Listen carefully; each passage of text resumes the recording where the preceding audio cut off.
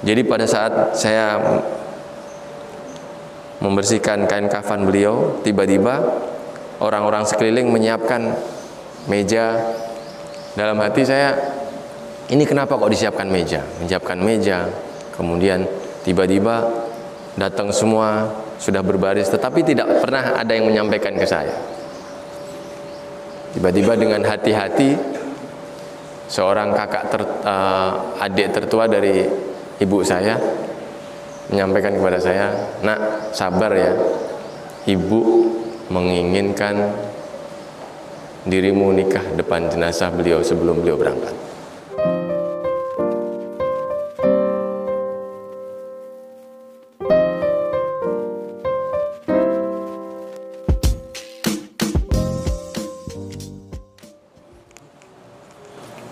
Bismillahirrahmanirrahim. Assalamualaikum warahmatullahi wabarakatuh. Alhamdulillahirabbil alamin. Salatu wassalamu ala asrofil anbiya'i wal mursalin wa ala alihi wa sahbihi ajma'in. Rabbi israh li sadri wa yassir li amri wal hudatan min lisani yafqahu qawli. Innama amruhu idza arada syai'an yaqula lahu kun fayakun. Fabi ayyi ala'i rabbikuma tukazziban. Allahumma firli dzunubi wa li walidayya warhamhuma kama rabbayani shaghira. Amma ba'du. Yang saya hormati Imam Syekh Masjid Baitul Istiqomah Cotgiri Kandang, Kecamatan Muara II. Wabil khusus senior-senior, pendahulu-pendahulu kami, para pejuang-pejuang yang ternyata ada juga rumah di sini ya Pak. Saya tadi iring-iringan sama anak, beda mobil. Saya pesan sama yang di belakang, kalau tersesat berhentilah di masjid terdekat dan laksanakan sholat subuh dulu di tempat ditemukan masjid. Ternyata memang benar Bapak Ibnu Hajar. Bersyukur, alhamdulillah kami baru pertama kali nih masuk sini, dan ini membuat kami merasa bangga juga. Ternyata jadwal yang diperkenankan kepada kami oleh Habib Ali, beliau membuat kita mengenang sejarah bahwa banyak pejuang-pejuang yang ternyata berada di Cotgiri Kandang ini. Terima kasih sekali lagi. Bersyukur kita kehadirat Allah Subhanahu wa taala yang telah melimpahkan rahmat, taufik, hidayah-hidayahnya kepada kita semuanya, dengan senantiasa mengucapkan alhamdulillahirabbil alamin, bahwa kita semua masih bisa berkumpul di pagi yang berbahagia ini, di saat yang lain mungkin lupa sahur, tertidur, ada juga yang mungkin tidak dalam keadaan berpuasa. Ada juga yang mungkin berpuasa tetapi sholat di rumah. Tetapi alhamdulillah kita masih dimudahkan oleh Allah untuk melangkahkan kaki ke masjid ini yang cukup di luar dugaan saya pribadi Pak.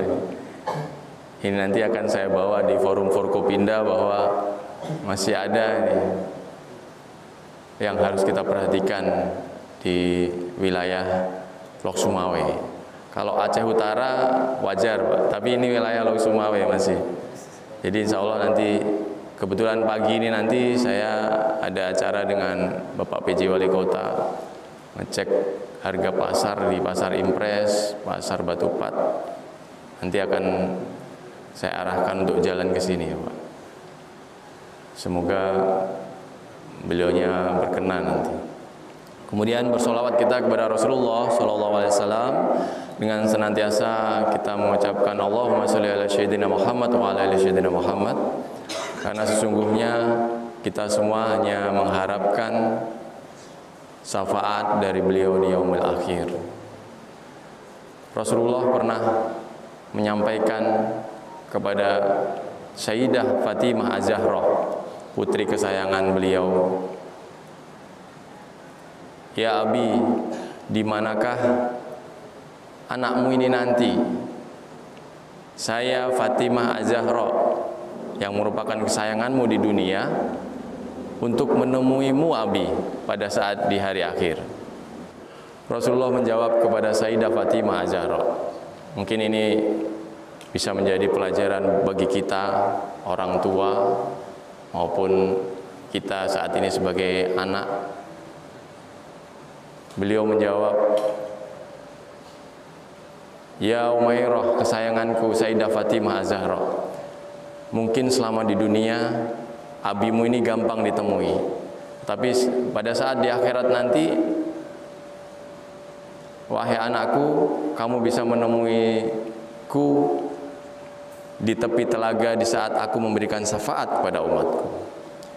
Sehingga kedudukan Rasulullah sebagai orang tua kepada anaknya Sayyidah Fatimah Az-Zahra sama dengan kedudukan kita umatnya kepada Rasulullah yang diberikan syafaat oleh beliau.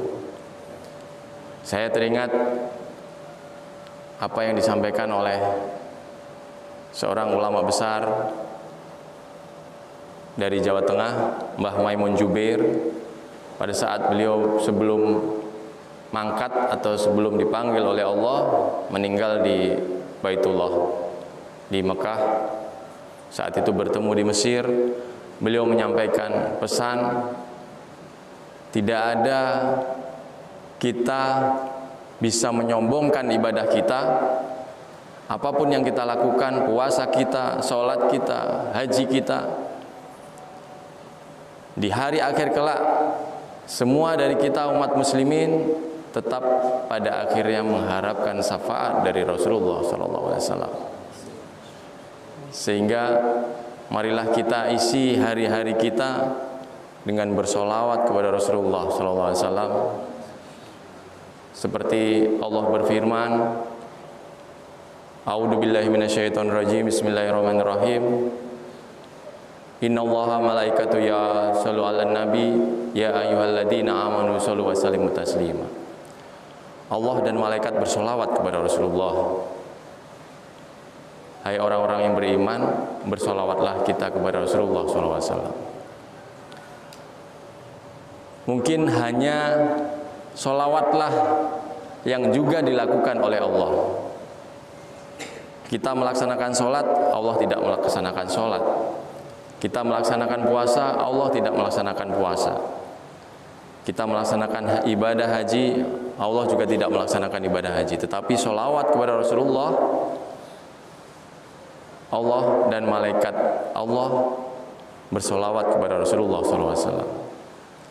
Ini adalah senjata kita yang sampai detik ini saya selalu mengaji kepada para duriyah dari Rasulullah, Habib Ali, Habib Lutfi, Habib Novel Al-Idrus, yang merupakan penerus dari duriyah Rasulullah.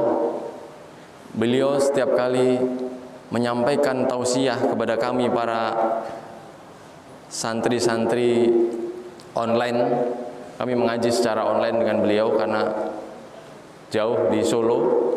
Dulu saat kami bertugas di Solo, mengaji satu atap dengan beliau. Satu kunci dari beliau, jangan lupa bersolawat kepada Rasulullah SAW. Saya menyampaikan ini sambil merinding, Bapak Ibnu Hajar. Tidak ada bedanya kita, Bapak Ibu semuanya. Walaupun ibadah kita anggap sempurna, kadang kita merasa sombong. Misalnya kita habis sholat, kemudian ada yang pulang dari masjid tanpa berzikir, kita dalam hati sudah menyampaikan, ini kok sudah pulang. Padahal beliau yang pulang itu membangunkan anaknya agar juga sholat. Beliau berzikir di rumah. Kadang kita terlalu cepat untuk mengambil kesimpulan bahwa orang itu tidak lebih baik daripada kita. Jika masih ada pemikiran itu, Bapak Ibu semua, marilah kita hilangkan dari dalam diri kita masing-masing. Bahkan seorang ulama besar tadi yang kami ceritakan, Mbah Maimun Jubir, yang sekarang sudah menghadap ke Ilahi Robbi, beliau memesankan kepada kita saat kami masih bertugas di Mesir, tidak ada sehebat-hebatnya umat muslimin dalam beribadah kecuali di hari akhir tetap mengharapkan syafaat dari Rasulullah SAW. Maka kami mengajak diri kami sendiri, diri saya pribadi, dan Bapak Ibu semuanya, selama masih ada nafas dalam tubuh kita, marilah kita isi bulan Ramadan ini dengan berzikir kepada Allah, kemudian bersolawat kepada Rasulullah SAW. Kemudian terkait dengan hubungan orang tua dengan anak, saya ingin menyampaikan beberapa hal dihadapkan dengan perkembangan situasi khususnya di Lok Sumawe. Rasulullah bersabda, berbuat baiklah kalian kepada orang tua kalian, maka niscaya anak kalian juga akan berbuat baik kepada kalian. Dan perlakukanlah istri-istrimu dengan baik, jangan berbuat zina, maka niscaya istrimu dan anak perempuanmu akan terhindar dari zina. Apa kesimpulan dari sabda Rasulullah tersebut? Inilah yang disebut metamorfosis, Bapak. Kalau dalam pelajaran kita, apa yang kita tanam itu yang kita petik, apa yang kita perbuat itulah akan yang dinikmati oleh anak cucu kita. Rasulullah tadi menyampaikan bahwa berbuat baiklah kepada orang tua kalian, orang tua kita semua, Bapak Ibu, maka anak kita juga akan berbuat baik kepada kita. Jadi mari kita lihat di rumah kita masing-masing, bagaimana anak-anak kita memperlakukan kita. Kira-kira demikianlah dulu kita memperlakukan kita terhadap orang tua kita. Jikalau itu belum selaras, jikalau itu masih anak kita dirasa belum menghormati kita, marilah kita memegang teguh sabda Rasulullah tersebut. Kita doakan orang tua kita walaupun sudah meninggal ataupun masih hidup, kita doakan terus. Insya Allah anak-anak kita juga akan mendoakan kita, juga berbuat baik kepada kita. Ridho Allah, ridho walidain. Ridhonya Allah ada pada ridhonya orang tua. Walaupun tadi Bapak Ibnu Hajar yang terhormat pensiunan anggota Kodim 0103 Aceh Utara, mohon maaf Pak, usia berapa? 56. Tadi disampaikan juga ada yang berusia 80 tahun. 80 tahun dan 56 atau berapapun usia kita, sekarang kita menjadi orang tua, sesungguhnya kita masih juga anak-anak, Pak. Masih adakah Huwais Al-Qarni yang dulu menggendong ibunya untuk melaksanakan ibadah haji? Masih adakah Huwais Al-Qarni di zaman sekarang ini? Saya memberanikan diri menjawab ada. Kenapa ada? Ketika kita memegang teguh sabda Rasulullah yang tadi, insya Allah akan lahir Huwais Al-Qarni yang selama ini kita dianggap tidak ada. Sampai detik ini masih banyak pemuda-pemuda di Lok Sumawe, anak-anak di Lok Sumawe bahkan di bawah umur, kemarin ditangkap oleh razia dari Polres Lok Sumawe, dalam hal ini Polsek Banda Sakti. Ada beberapa anak-anak kita, generasi penerus estafet kita, yang seharusnya melaksanakan ibadah taraweh, ternyata berkumpul dan berkelompok dengan membawa senjata tajam, membawa sangkur yang harusnya sangkur itu dibawa oleh baik aparat dari TNI maupun Polri, membawa samurai yang harusnya dibawa oleh para pendekar-pendekar Shaolin mungkin. Tapi ternyata dibawa oleh anak-anak kita, Bapak Ibu semua. Mereka masih di bawah umur, tidak bisa dipakai jalur hukum sesuai dengan umur yang ditentukan oleh undang-undang, dan penyelesaiannya dikembalikan ke orang tua masing-masing.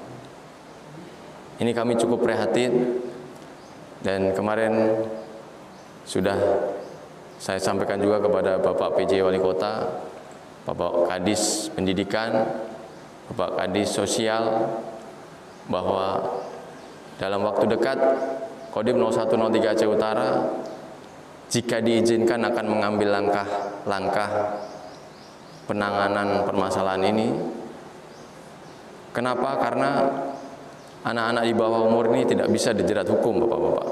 Dikembalikan ke orang tuanya, dan ternyata orang tuanya ketika ditanya tidak tahu mereka tidur di mana, tidak tahu mereka dapat senjata dari mana, tidak tahu mendapatkan samurai dari mana.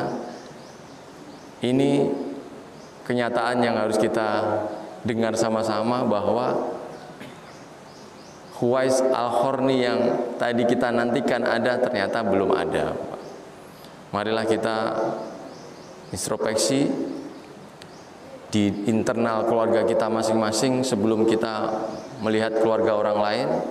Jika ada anak-anak di lingkungan keluarga kita, mari kita rangkul, Bapak. Kita rangkul, kita perhatikan. Mungkin masih ada pada saat kita berangkat ke sini, kita berzikir, kita mendengarkan tausiah, kita melaksanakan sholat subuh berjamaah, tetapi anak-anak kita tertidur, Pak, di rumah. Anak-anak kita masih belum bangun, bahkan tidak melaksanakan sholat subuh tepat waktu. Padahal kita tahu bahwa guru dari anak-anak kita sekarang bertambah satu, Bapak, yaitu Mbah Google. Mbah Google ini guru yang baik dan guru yang tidak baik. Banyak juga pelajaran-pelajaran yang tidak baik di dalamnya. Suatu contoh saya menyampaikan hampir 1 bulan yang lalu, mungkin Bapak Ibu semua melihat di media, ada satu dan 2 anak yang dari SMK, kalau tidak salah SMK, yang terluka di sekolahnya. Antum ya? 1 orang yang namanya Saiful ya, Rizky ya. Itu alhamdulillah sekarang kami diamanahkan menjadi Dandim 0103 Aceh Utara. Selain beberapa program gerakan subuh masjid, gerakan program mengasuh anak yatim, dari 31 koramil, sekarang 1 koramil kita mengasuh 2 anak yatim, di Kodim 5 anak yatim, sehingga kita sekarang ada 70 anak yatim, Bapak Ibu. Di samping itu kita punya program menjenguk anggota yang sedang sakit di rumah sakit. Pada saat kita melaksanakan program menjenguk anggota di rumah sakit, bertemulah dengan orang tua si Fulan ini, si adik yang namanya Rizky kalau tidak salah, yang menjadi korban peristiwa malamnya.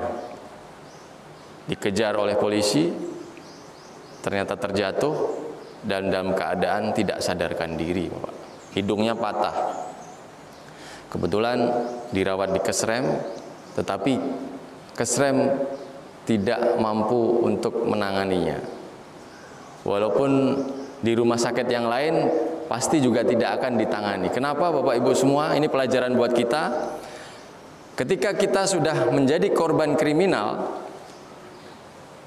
ini sekaligus pengetahuan, Bapak, tidak berlaku lagi itu yang namanya yang sudah kita bayar tiap bulan, BPJS, tidak akan bisa menjadikan premi pembayaran kita di rumah sakit. Kenapa? Karena aturan mengatakan demikian. Waktu itu begitu saya dengan rombongan dari Kodim keluar dari Kesrem, selesai menjenguk anggota yang sakit, tiba-tiba ibu itu mendekap istri saya dan minta tolong supaya disampaikan ke saya, tolong disampaikan kepada Dandim agar membantu anak saya, Bu.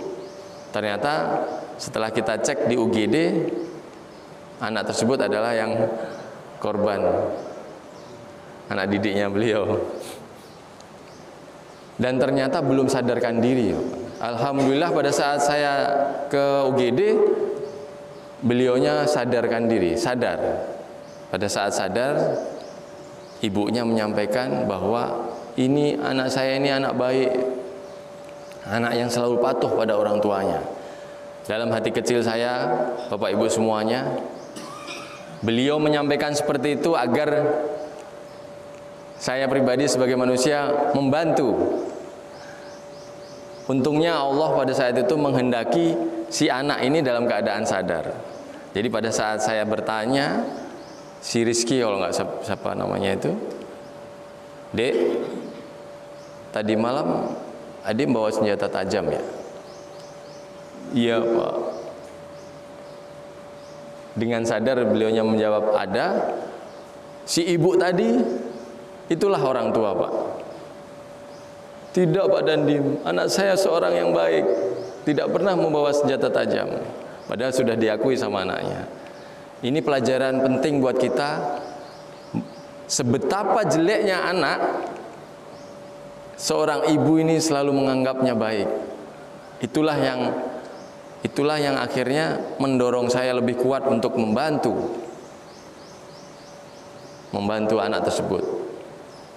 Lalu saya menelpon ke kepala BPJS wilayah Losumawe, dan memang ternyata tidak bisa dibantu Bapak. Ada satu pasal di BPJS yang menyampaikan bahwa apabila menjadi korban kriminal atau kejahatan di jalan, dia tidak bisa dibebankan kepada BPJS, tetapi dibebankan kepada LPSK. Begitu kita telepon LPSK, kepala LPSK pun menyampaikan beberapa syarat yang kalau dipenuhi mungkin si fulan ini sudah tidak ada. Banyak yang harus dipenuhi, jadi persyaratan pun banyak. Akhirnya waktu itu alhamdulillah atas izin Allah, saya berkoordinasi kepada Kapolres supaya permasalahan ini dianggap selesai. Ini sebenarnya bukan contoh yang baik. Hanya rasa kemanusiaan ini yang menyebabkan kita berkoordinasi lebih lanjut demikian. Akhirnya kebetulan Bapak Kapolres mengizinkan, buatlah surat bahwa permasalahan ini sudah tidak ada, kriminal ini sudah tidak ada. Akhirnya dengan surat itu saya meminta kepada kepala rumah sakit supaya anak ini bisa tertangani. Kenapa? Karena terus pendarahan. Kadang kita terlalu cepat menyimpulkan bahwa anak ini jelek. Bukan Bapak. Yang jelek bukan anaknya, yang jelek perbuatannya. Manusianya tetap harus kita tolong.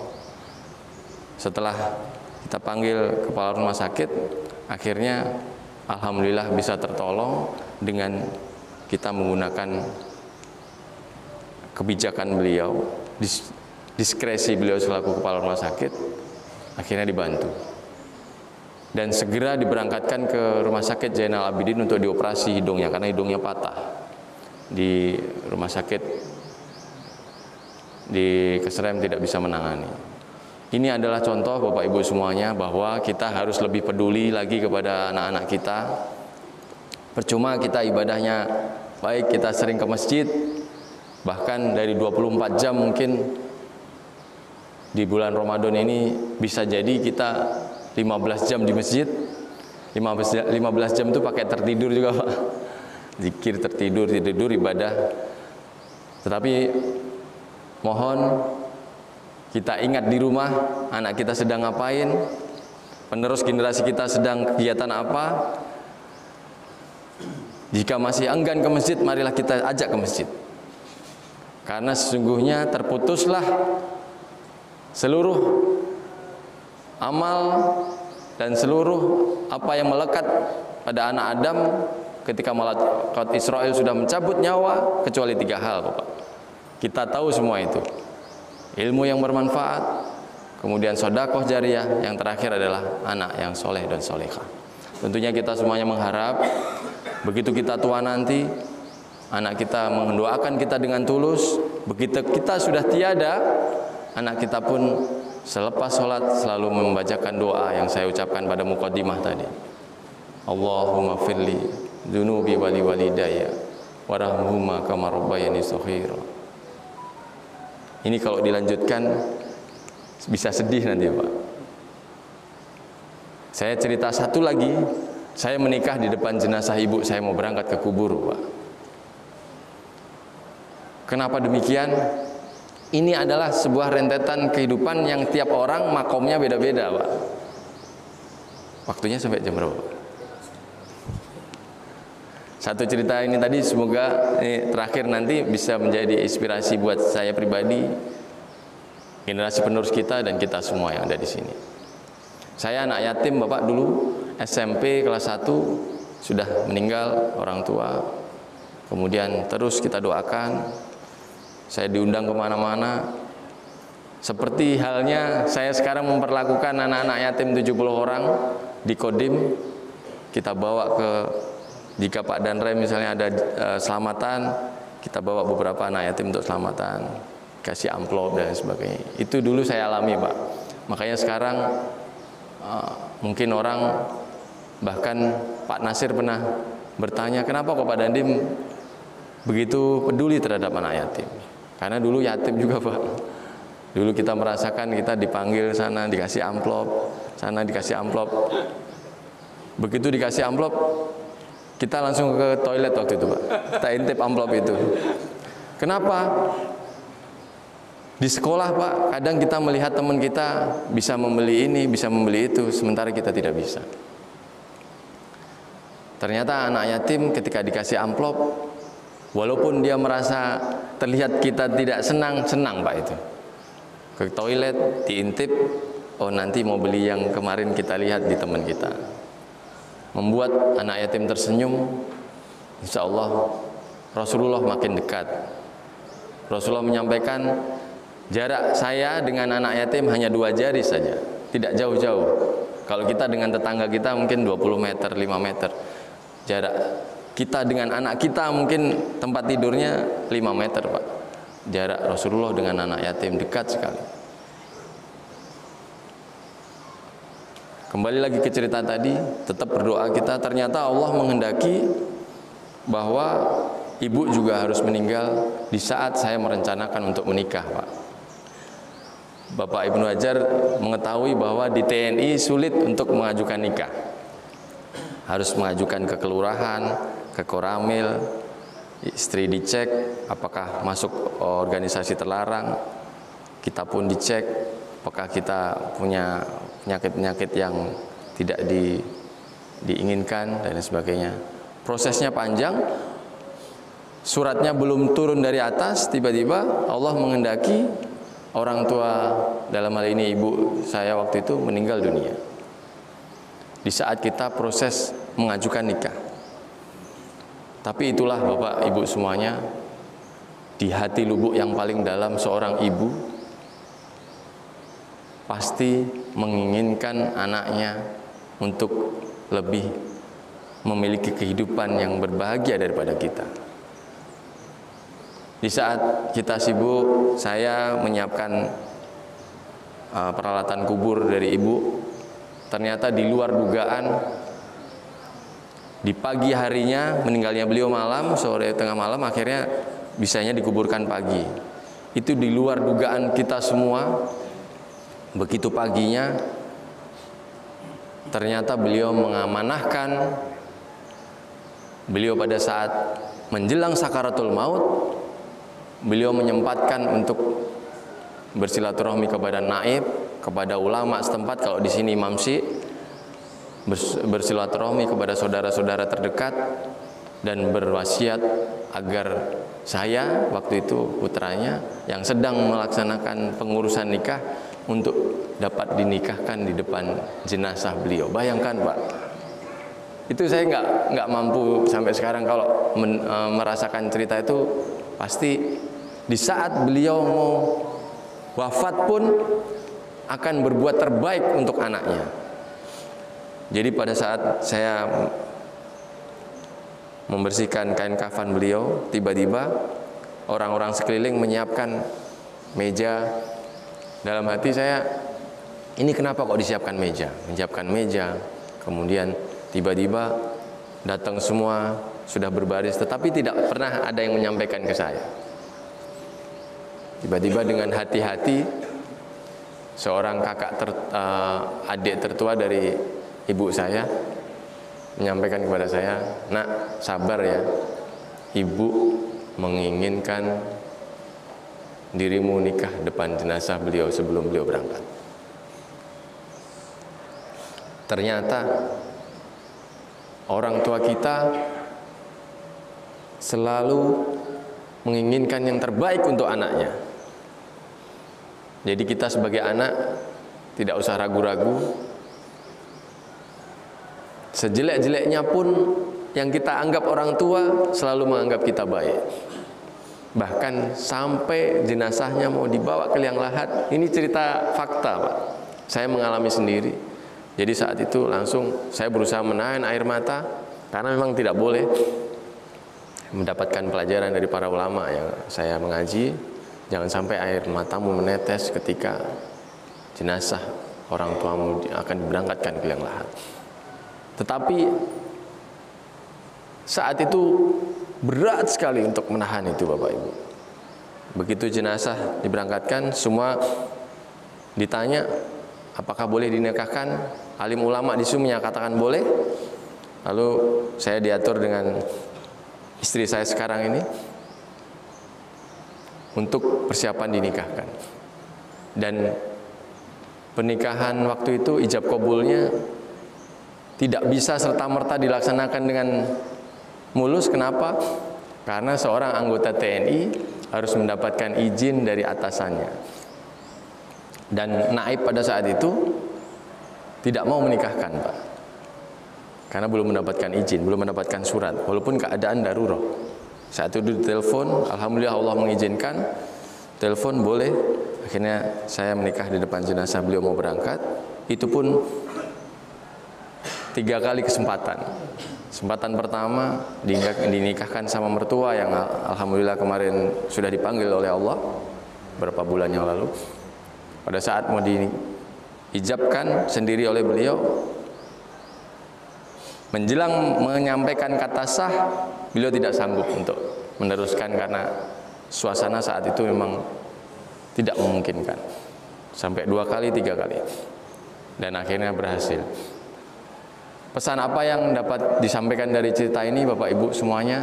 Marilah kita berbaik sangka kepada orang tua kita, berbaik sangka kepada pendahulu-pendahulu kita, dan kita memegang teguh sabda Rasulullah yang tadi, jika kita menginginkan anak kita menghormati kita dengan tulus, maka kita selalu senantiasa dengan tulus juga kita mendoakan orang tua kita walaupun beliau sudah tiada. Ridho Allah, ridho walidain itu janji Allah. Ridhonya Allah adalah ridhonya orang tua. Mungkin itu saja Bapak Ibu semuanya. Sudah 6.30. Saatnya kita berangkat ke tempat tugas kita masing-masing.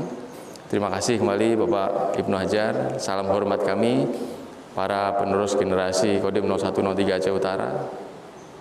Kepada para pejuang-pejuang dulu, mungkin ada yang berusia lanjut dan belum bisa ke sini, semoga senantiasa diberikan kesehatan dalam melanjutkan ibadah kepada Allah Subhanahu wa taala.